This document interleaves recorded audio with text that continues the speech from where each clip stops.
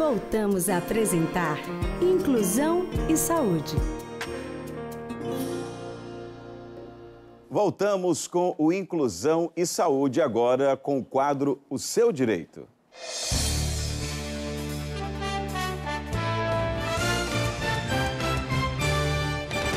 E já está aqui conosco mais uma vez o advogado André Cazucas. Bem-vindo a mais um programa, doutor André. Muito obrigado pelo convite. Hoje temos um tema palpitante. Pode ter certeza, porque atenção você que de repente ouviu falar de um cancelamento do BPC, né, que é o Benefício de Assistência Continuada. A gente já trouxe, né, um advogado aqui para falar sobre este assunto, uma das entrevistas mais bombadas assim no YouTube, né, do nosso programa.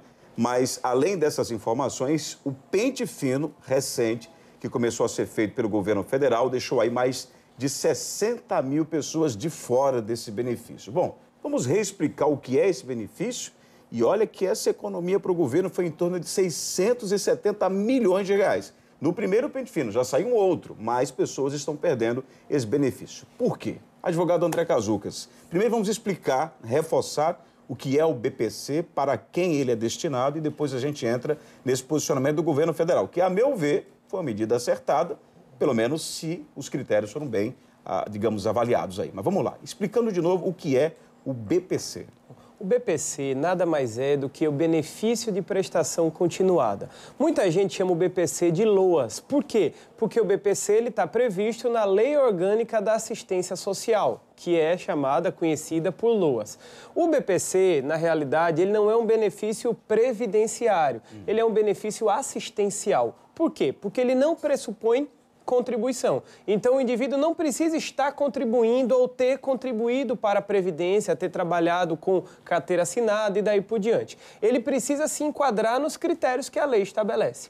Ele é voltado para dois tipos de pessoas. O primeiro, o idoso, e o segundo, a pessoa com deficiência. Mas é preciso estar dentro, digamos, de uma faixa salarial, que a gente considera, que o governo federal considera, baixíssima, digamos assim, do ponto de vista financeiro, né? Isso.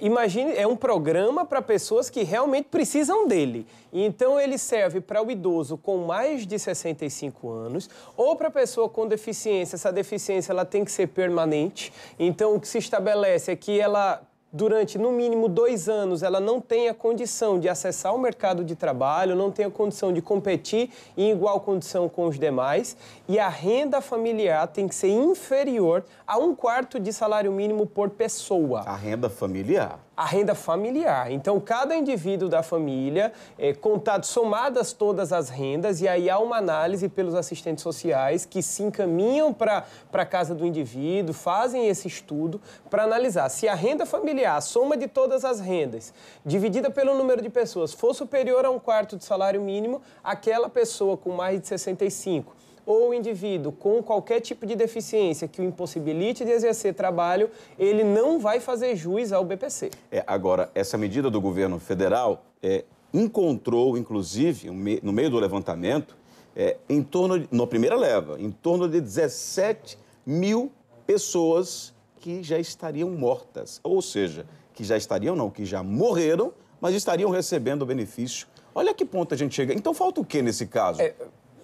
O controle, talvez, falta melhor? Gestão, falta fiscalização, falta cuidado, falta exame, falta honestidade de quem está recebendo por pessoas que já faleceram, mas especialmente falta comunicação.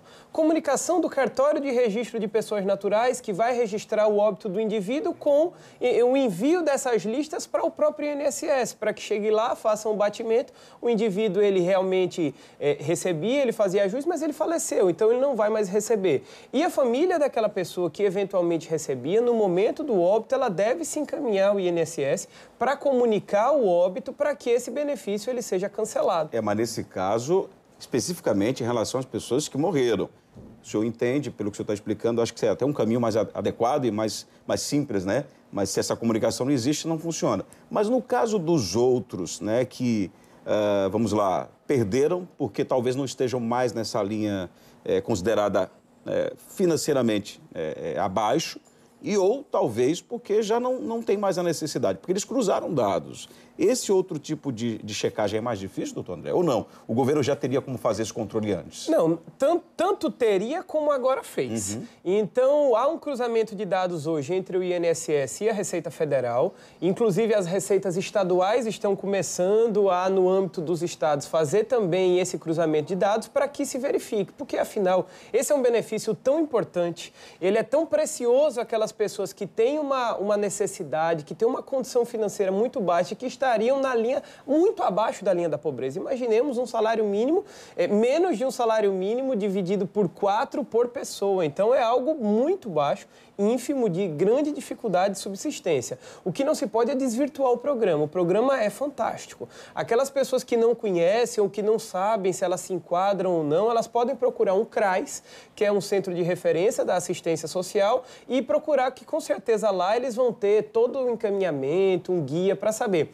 se enquadram ou não se enquadra, e aí podem ser encaminhadas a um posto do INSS para que elas deem entrada no benefício. Agora, a gente fala tanto sobre crise, né, momento difícil. Imagine, eu vou me referir ainda à primeira leva, porque já tivemos um outro trabalho que foi feito, um outro pente fino, e o governo federal promete continuar, né, fazendo essa limpa. Ou seja, quem tem direito, então vai, corre atrás do seu direito e o obtém. Mas quem não tem, quem já perdeu, se for o caso, tem que deixar para quem precisa, né, efetivamente. Mas imaginemos, 670 milhões de reais, um dinheiro que o governo passou a economizar, que pode, né, ou deve ser revertido para outros fins, para outros objetivos. Olha quanto a gente perde de dinheiro, e falando de crise. Ou seja, o dinheiro está sendo mal gerido, de certa maneira, como diz o doutor André. Bom, tem um lado da falta do controle, da falta de gestão e da desonestidade. Mas, ao mesmo tempo, a gente sabe como é que funciona no Brasil, infelizmente. Bom, ninguém está vendo, não? Então, eu continuo recebendo. Ah, não foram verificar nada, não? Eu vou continuar recebendo. Então, é melhor que o governo seja precavido nesse sentido, né? Isso, mas nem tanto o céu, nem tanto a terra. Há situações também de corte do benefício quando ele seria devido, especialmente porque muitas vezes a perícia realizada pelo INSS ela é feita por profissionais que têm uma superlotação.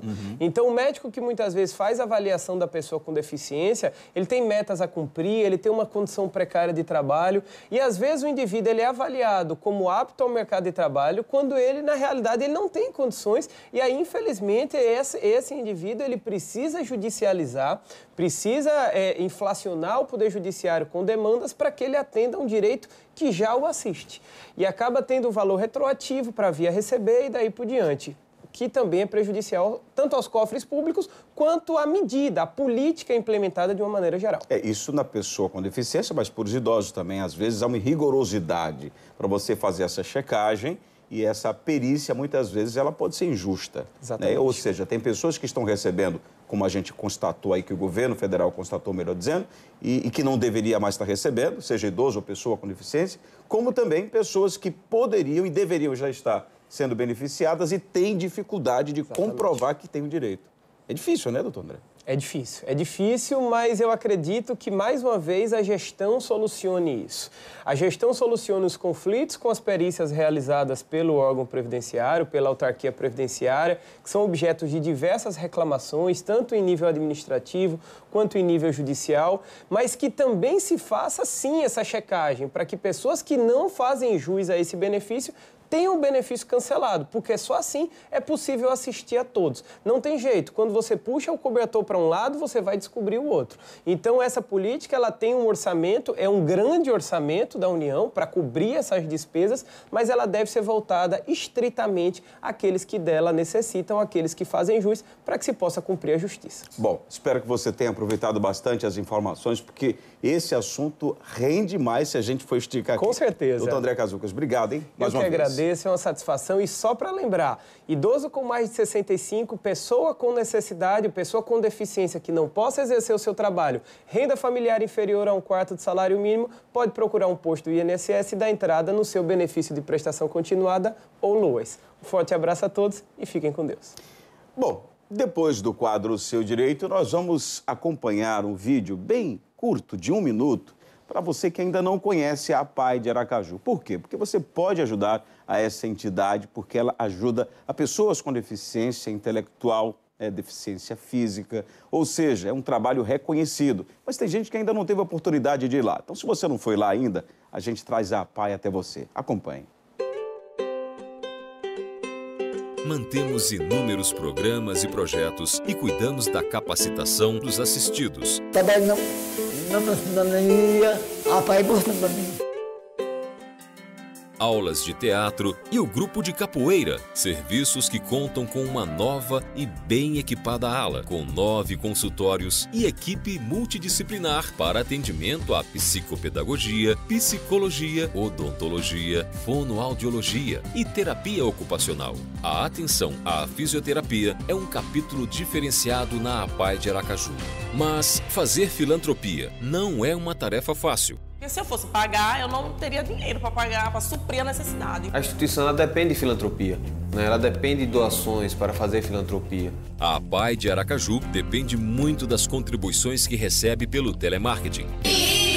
O futuro se faz com a conscientização das diferenças. Viu aí? Então, se você pode ajudar, procure a APAI de Aracaju. Quer saber mais? Vá nas nossas redes sociais. Vá no Facebook, na fanpage, www.facebook.com/APAI-Aracaju ou vá no Instagram, @APAI-Aracaju. E você que já está acostumado a acompanhar pelo YouTube, tem lá também, www.youtube.com/APAI-Aracaju. Veja lá todas as edições do nosso programa, os destaques da APAI na mídia, veja como é importante, né, você também interagir, curtir, né, nas nossas redes sociais e compartilhar todo o conteúdo. No caso do YouTube, é importante também que você esteja inscrito no nosso canal, marque no sininho lá para que você seja notificado todas as vezes que tiver outras publicações. Fiquem todos com Deus, lembrando que o Inclusão em Saúde é sempre exibido aos sábados às 8 da manhã e nas segundas às 9 da manhã. E pelo YouTube, claro,